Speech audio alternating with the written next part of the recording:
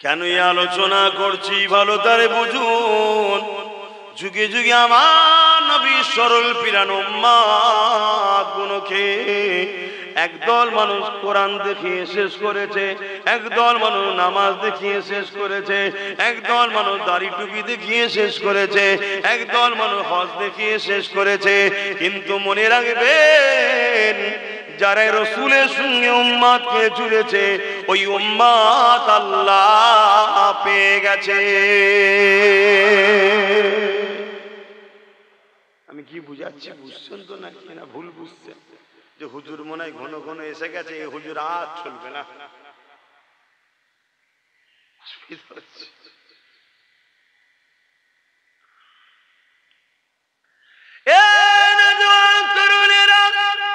আজ দুনিয়া জমিনে বড় কমজোরি হয়ে গেছে। আমার নবীর উপরে মহাব্বতে ভালোবাসায় আল্লাহ যে আমার নবীর মাকাম সম্মান মর্যাদা করতে বলেছে, এই জায়গায় আজকে আমাদের বড় ঘাটতি হয়ে যাচ্ছে। এই ঘাটতির কারণ হলো আমরা অভাবী হয়ে গেছি, এই ঘাটতির কারণ হলো আমরা দুর্বল হয়ে গেছি, এই ঘাটতির জন্য আজকে আমরা লাঞ্ছিত হতে লেগেছে, এই ঘাটতির জন্য আজকে আমরা বঞ্চিত হতে লেগেছে, এই ঘাটতির জন্য আজকে জালিমরা আমাদেরকে লুটতে লেগেছে, এই ঘাটতির জন্য আজকে মসজিদ মাদ্রাসা কবরস্থানকে কেন্দ্র সরকার বিল করে দখল করে নিতে চাইছে। এর একমাত্র কারণ হলো আমাদের হৃদয়ে হুব্বে রাসূল কমে গেছে, আদবে রাসূল কমে গেছে। এর উদাহরণ একটা ছোট্ট দিয়ে যায়, শুনে দেন। খালিদ বিন ওলীদ বলে আমার নবী পাকের একজন সাহাবী ছিলেন, 125টা লড়াই করেছিল ইসলামের পক্ষে দাঁড়িয়ে। 125টা লড়াইতে খালিদ বিন ওলীদের মোকাবেলায় কেউ দাঁড়াতে পারেনি। প্রতিটা জায়গায় কামিয়াবি হয়ে ইসলামের ঝান্ডা ঘিরে দিয়ে এসেছে। কোন একটা লড়াইয়ের সময়তে খালিদ বিন ওলীদ রোম সাম্রাজ্যের সঙ্গে লড়াই করে, রোমারীয় সৈন্যদের সঙ্গে লড়াই করতে লেগেছে। এই লড়াই করতে করতে এমন সময় দেখা যায় সাহাবা হুজুররা বড় দুর্বল হয়ে পড়তে লেগেছে, আস্তে আস্তে পিছিয়ে যেতে লেগেছে। ওই নেতৃত্ব দিয়েছিল খালিদ বিন ওলীদ, সিপা চালাচ্ছিলেন খালিদ বিন ওলীদ। খালিদ বিন ওলীদ সাহাবাদেরকে বলতে লেগেছে, আজকে দিনে মনে হয় আমরা জিততে পারবো না, কেন জানি আজকে পরাজিত হতে লেগেছে। আস্তে আস্তে পিছিয়ে যেতে লেগেছে।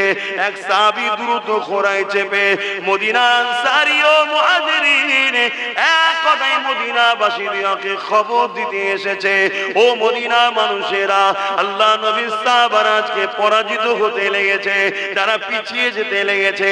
এই মেসেজ কেন দিতে লেগেছে? মদিনার মানুষরা যাতে দ্রুত ছুটে গিয়ে সাহায্য করতে পারে, পাশে দাঁড়াতে পারে। কথা মতো কাজ হয়েছে, সবাই বেরিয়ে পড়েছে।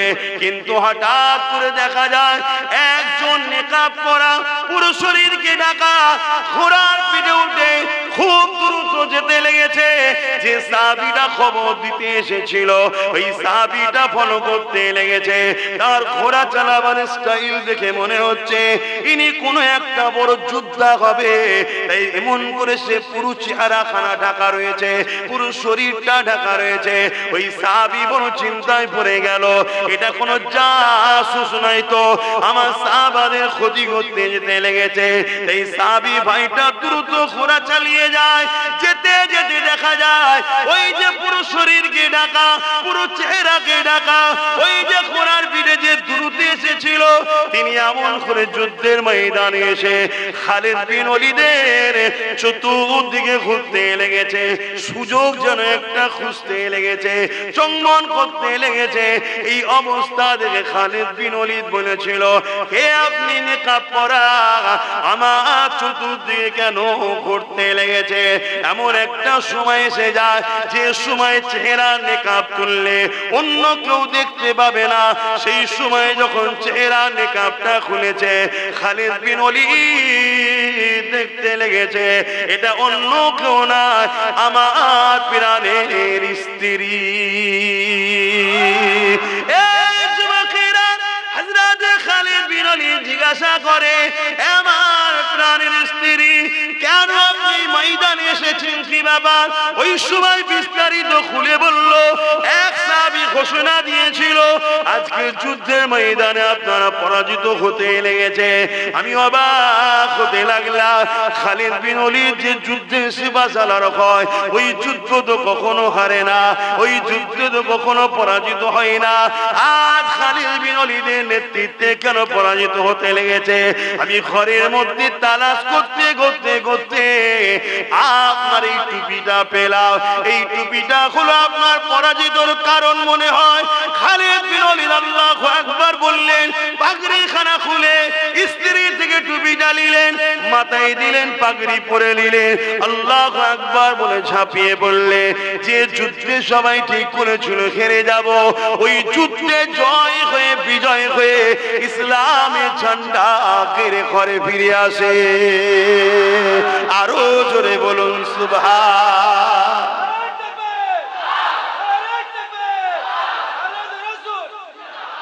ওই টুপির মধ্যে কি ছিল জানেন আপনারা?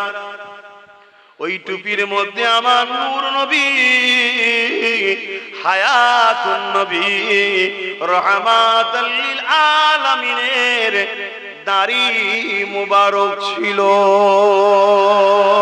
খালিদ বিন ওলীদ বলেছিল, এ আমার সাহাবারা, আমি প্রতিটা লড়াইয়ের ময়দানে গিয়ে জিতে যাই, এটা আমার কোনো কৃতিত্ব নয়, এই সব কিছু হলো আমার নূর নবীর বরকত। উম্মতে থেকে কি শিক্ষা পেয়েছেন? এ তো খুব ডিস্টার্ব করছে, তুমি নিচে গিয়ে বসো। একে কেউ পিটবে না, কেন মানুষকে মারো? এ অসুস্থ মানুষ, কেন পেটো একে? আচ্ছা যাও নিচে গিয়ে বসো, কে বুঝি বলবে না। আচ্ছা বসো, দোয়ার সময় দেবো, খুনি বসো। দুরূদ শরীফ আল্লাহুম্মা সাল্লি আলা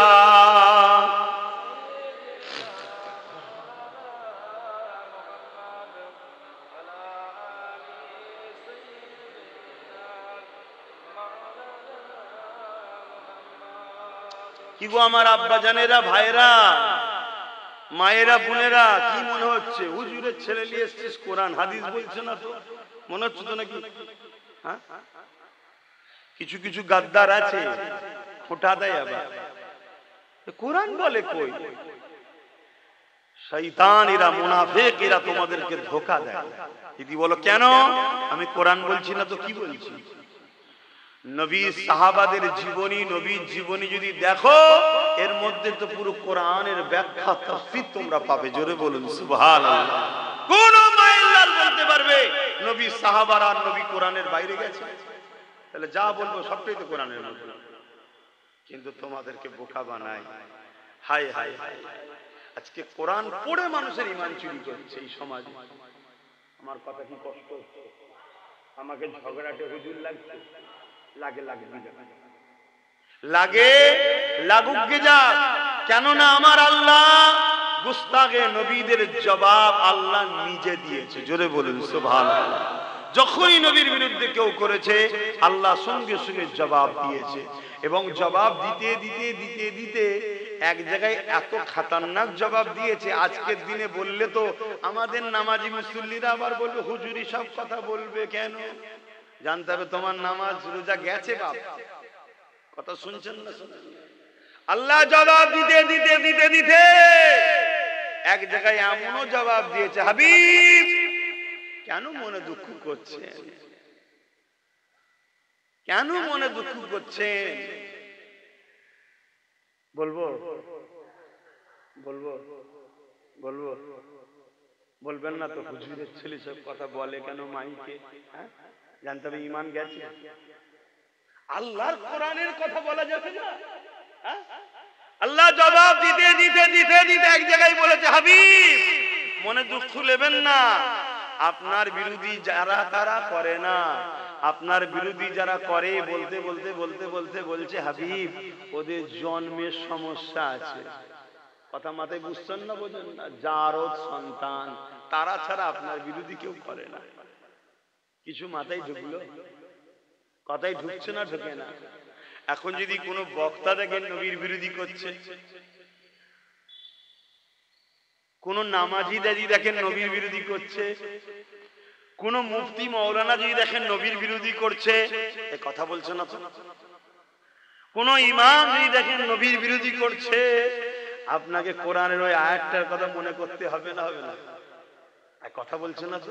আরে মুফতি সাহেব মানুষ, মুফতি সাহেব তো কি হয়েছে?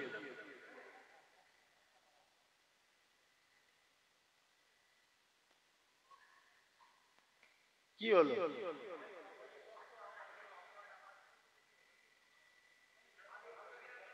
আল্লাহ, শোনেন ভাই, সময় কারো ইন্তজার করবেন। আমি কি বুঝাচ্ছি আপনারা বুঝছেন তো নাকি?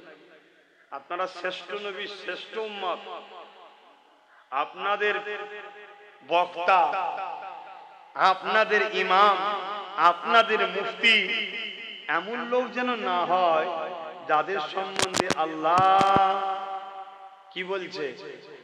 জারদ সন্তান। শুনছেন তো নাকি? আমার কথায় কি কেউ কষ্ট পেয়েছে? এলে কিছু করার নেই। পুরো দুনিয়াকে ছেড়ে দিতে রাজি আছি, আমিন আল্লাহকে ছাড়তে রাজি না।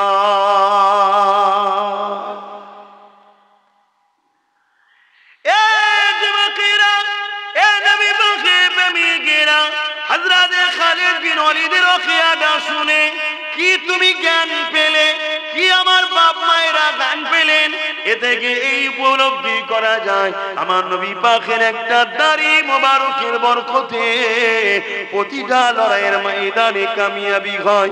আজ আমাদের সংখ্যা বেড়েছে, আজ আমাদের মসজিদ বেড়েছে, আজ আমাদের নামাজি বেড়েছে, আজ আমাদের দাড়ি বেড়েছে, আজ আমাদের টুপি বেড়েছে, আজ আমাদের হাজি বেড়েছে, আজ আমাদের কোরআন তেলাওয়াতের চর্চা বেড়েছে।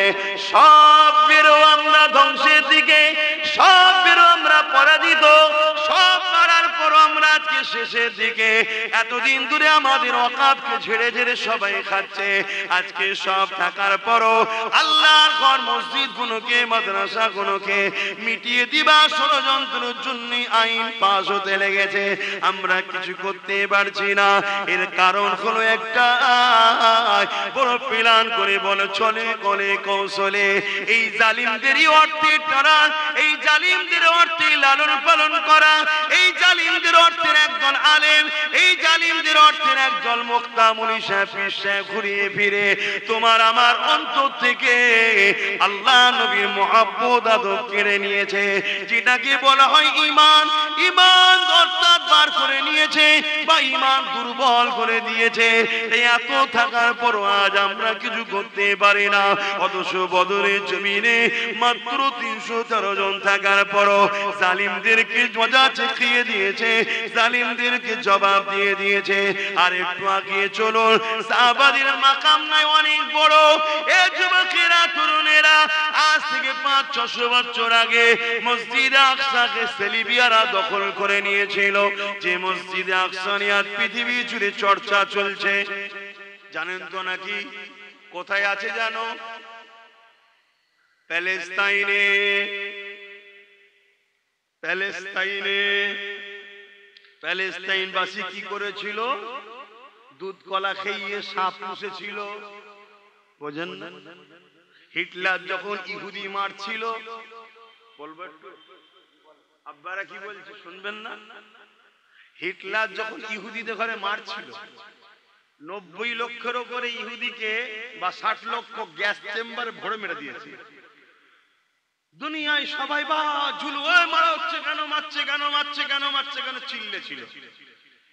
ওই ইহুদিরা আমেরিকায় গিয়েছিল, আমাদেরকে থাকতে দাও। আমেরিকা বলেছিল না, হবে না। ব্রিটেনে গিয়েছিল, হবে না। ফ্রান্সে গিয়েছিল, হবে না। আজকে যারা ওদের উপরে দরদ দেখাচ্ছে, ওরা কেউ আশ্রয় দেয় না। হায়রে নবীর উম্মত, বড় সরল পিরান মনওয়ালা মুসলমান সব সময় তো সরল পিরান, সবার উপরে বিশ্বাস করে, করে না? করে না? আমার কথায় কষ্ট হচ্ছে কি বলেন? সারা দেন, করে না? করে না? সব সময় সবার উপরে মায়া দেখায়, দরদ দেখায়। কখন এসে কে বললো একটু আমায় দেখো না, আমরা সবাই মিলে বললো জিন্দাবাদ জিন্দাবাদ। দরদ দেখছেন দেখেনি, সে মাথায় উঠে আমাদের ঘরে জুতো মারছে। আবার কেউ এসে বললো ভাই আমি গাদ্দারি করবো না, আমি তোমাদের সব করে দেবো। আমাদের মন এত সরল, আবার সবাই মিলে জিন্দাবাদ জিন্দাবাদ করে তাকে আবার তুলে দিলাম মাছের মাথায়। সে উঠে যখন ছন ছন করে আমাদের মাথায়, কি হলো? আবার একজন পুরে এসে বলল ভাই সবাই গাদ্দারি করতে পারে, আল্লাহর কিরে মাশাআল্লাহ সুবহানাল্লাহ কলেমা লা ইলাহা ইল্লাল্লাহ মুহাম্মাদুর রাসূলুল্লাহ আমি কিন্তু করব না। আমরা সবাই ভাবলাম তাই হবে হয়তো, চলো। আবার বিশ্বাস করলো, ও বাবা এ তো আবার দেখছি পুরো মাথা হেগে দিয়েছে। খারাপ লাগছে? এই যে সরল মন, এই মনের ফায়দা সব কটা শয়তান নিয়েছে যুগে যুগে, সব কটা বাইশ আমাদের ঘরে ঠকিয়েছে। ঠিক তেমনই প্যালেস্তাইন বাসীকে যে যখন যে বলল ভাই আমাদেরকে একটু বাঁচা ভাই, আমাদেরকে মেরে ফেলছে ভাই, একটু দেখ ভাই, তো প্যালেস্তাইন বাসী দরজা খুলে দিয়েছে, ইহুদির বাচ্চাদের ঘরে সব ঢুকতে দিয়েছে। জুতো ছিল না জুতো দিয়েছে, কাপড় ছিল না কাপড় দিয়েছে, থাকার জায়গা ছিল না থাকতে দিয়েছে, খাবার জায়গা ছিল না খেতে দিয়েছে, স্কুল ছিল না স্কুল দিয়েছে, পড়া দিয়েছে, সব দিয়েছে।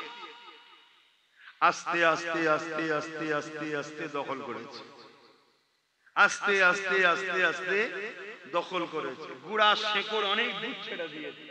ছেড়ে দিবার পর 80 বছর যেই হয়ে গেছে, তখন শোকের তনে ঢুকে গেছে।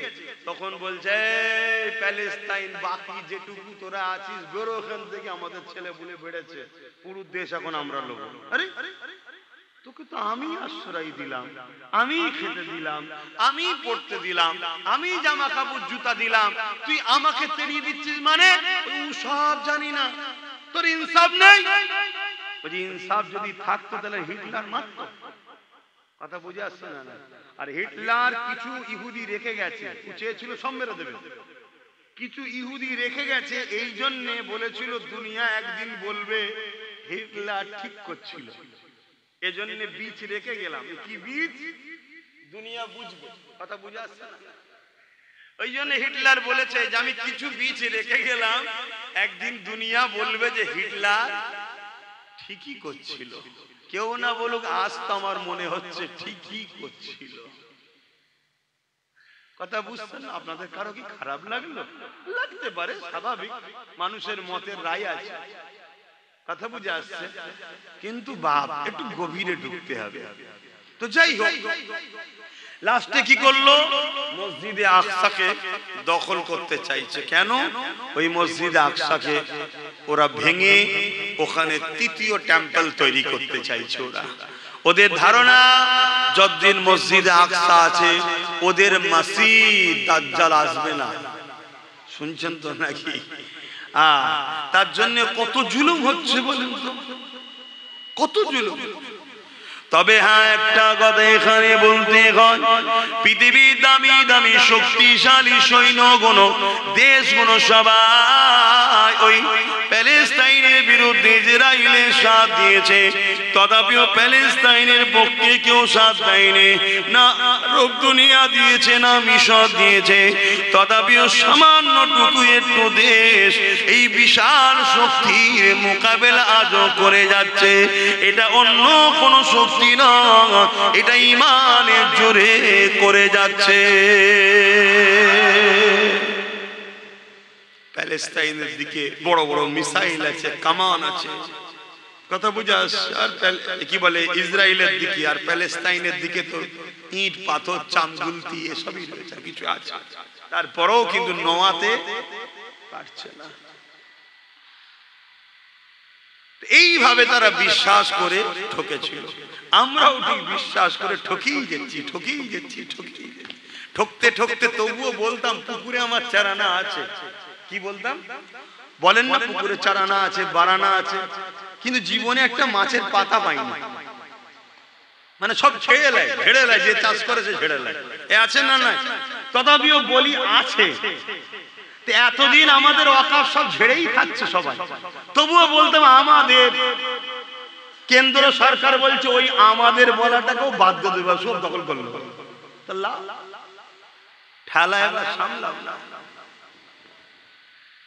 তোমার বাপ দাদুর কবরস্থান, তোমার মসজিদ, তোমার মাদ্রাসা সব ভেঙে প্রমোটিং হবে, বড় বড় ফ্ল্যাট হবে, বড় বড় শপিং মল হবে।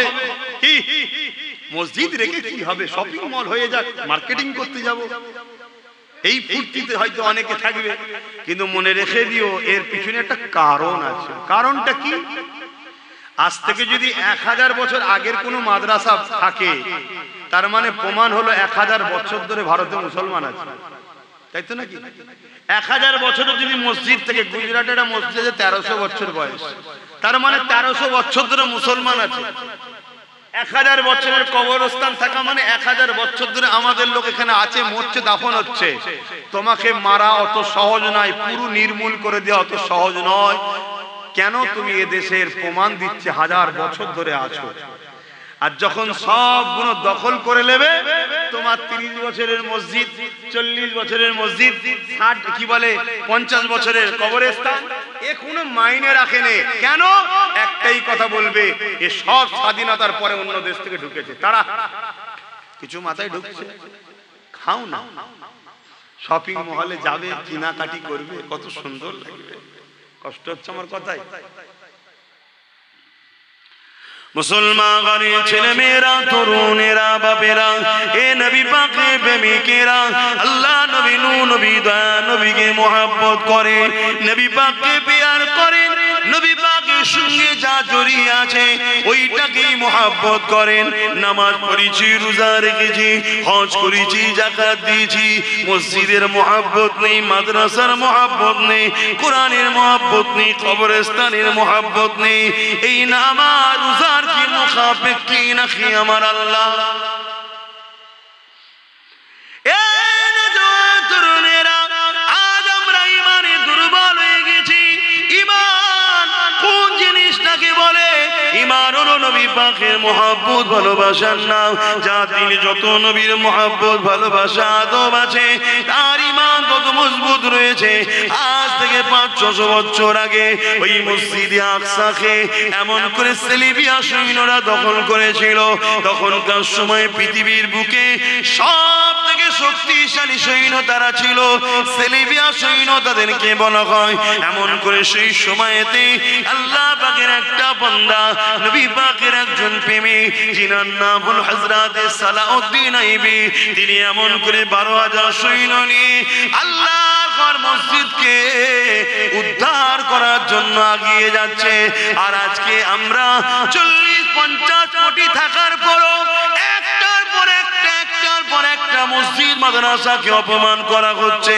আমাদের কোনো চিন্তাও নাই, আমাদের কোনো টেনশনও নাই, আমাদের কোনো মনোভাব তাদের প্রতিরোধ করারও নাই। আমরা তো দুনিয়া জমিনে ওই সকল গাদ্দার মুনাফিকদের পাল্লায় পড়ে গেছি, যারা সুরাতে সকলে আমাদের দরদি সেজে ঘুরে বেড়ায়, কিন্তু তাদের ভেতরটা হিংস্র পশু থেকেও খারাপ হয়ে আছে। আল্লাহর কোরআনের সম্বন্ধে আমাদেরকে সতর্ক করেছে, কিন্তু আমরা শুনবো না, পড়বো না, জানবো না। এই জন্যই আজ আমাদের এই দুর্দশা হতে লেগেছে। হযরত সালাউদ্দিন আইয়ুবী 12,000 সৈন্য নিয়ে এগিয়ে যেতে লাগলো। এই 12,000 সৈন্য নিয়ে একটা জায়গায় যখন তাবু গাড়লেন, ওদিকে খবর আসতে লেগেছে 4 লক্ষ সেলিবিয়া সৈন্য আল্লাহর ঘর মসজিদ আকসাকে ঘিরে রেখেছে। কোন মুসলমানকে ঢুকতে দেয়নি, নামাজ পড়তে দেয়নি, আজান হতে দেয়নি। আজকে যেমন আমাদের এখানেও হতে লেগেছে, মসজিদকে যেতে দেয়নি, মসজিদে তালা মেরে দেয়, মসজিদে আজান নামাজ বন্ধ করে দেয়, মসজিদে কেস করে দেয়, পুলিশ এসে দরবার হয়ে পাহারা দিতে লেগেছে। মুসলমানের এন্ট্রি হওয়া যাবে না, হচ্ছে না, হয়নি। এই ওয়াজ শুনছেন তো নাকি? অসুবিধা হচ্ছে? তাহলে তেল দিয়া বক্তা নিয়ে আসবেন, সব ভালো সব ভালো বলে যাবে, অসুবিধা নেই।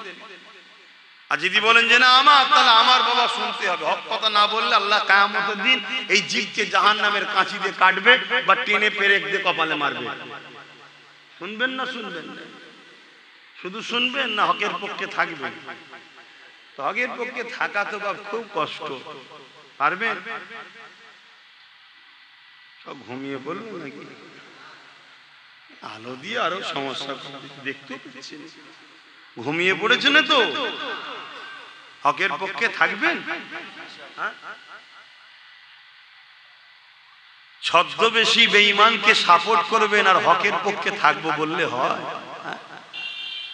প্রকাশ্য বেঈমান আছে আর ছদ্মবেশী বেঈমান আছে, আছে না? না, প্রকাশ্য বেঈমান যে মুখেও বলে তোকে মারবো, আর ছদ্মবেশী বেঈমান যে মুখে বলে মারবো না, ভেতর থেকে মারে। এই হচ্ছে পার্থক্য। কথা বুঝে আসছে? হযরতে সালাউদ্দিন আইবি 12,000 সৈন্য নিয়ে গেছে। কত? আপনি বলবেন সাহাবাদের ঈমান নয়, অনেক বেশি।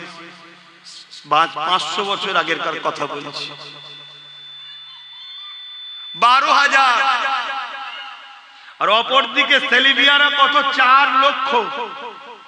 আর তখন পৃথিবীর শ্রেষ্ঠ শক্তিশালী তারা, তাদের সৈন্য বিশাল পাওয়ারফুল, তাদের গায়ে যুদ্ধের লোহার ড্রেস আছে, তাদের দামি দামি সব যুদ্ধের বুট, হেলমেট, লোহার সব তৈরি। আর সালাউদ্দিন আইবি সাদা মাটা, আর সংখ্যা আবার 12,000, আর ওদিকে সংখ্যা 4 লাখ। বলুন তো আমি আপনি হলে কি বলতাম? তোর বাবু তো হয় কখন, পালিয়ে যা। কেন বলতাম? আমাদের ঈমান দুর্বল। জান সবার আছে পিয়ারা, কারো জান পিয়ারা নয়, সবারই পিয়ারা, কিন্তু ঈমানের কাছে জানের কোনো মূল্য নাই। জোরে বলুন সুবহানাল্লাহ। ঈমান এমন দামি জিনিস, 100টা জান থাকলে 100টা দিতে রাজি, একবারের জন্য ঈমান হারাতে রাজি নয়। কারণ ঈমান এমন দামি জিনিস। জোরে বলুন সুবহানাল্লাহ। কিন্তু ঈমানটাই তো বুঝলাম না কি জিনিস। এই যে গাছ দেখছেন না, গাছ, এই গাছের ডাল, পালা, পাতা, ফল, মূল, এগুলো হলো নামাজ, রোজা, হজ, যাকাত, দাড়ি, টুপি। আর ওই যে গাছের ভেতরে যেটা আছে মাটির তলায়, মূল বলে, মূল, ওটা হলো ঈমান। বুঝাবার জন্য বলছি। ডালপালা যদি কেউ কেটে দেয়, গাছ দুর্বল হবে, বেমানান হবে, কিন্তু গাছ মরে যাবে না। মূল তাজা থাকলে আবার ডালপালা বেরোবে, আবার পাতা গজাবে, আবার ফলমূল হবে। আর যদি মাটির তলার মূলটা কেটে দেয়, ডালপালা, পাতা সব শেষ। তো ঈমান আমাদের এখানে থাকে, যেটা গোপনে থাকার জিনিস। এটা হলো মূল, এটা নবীর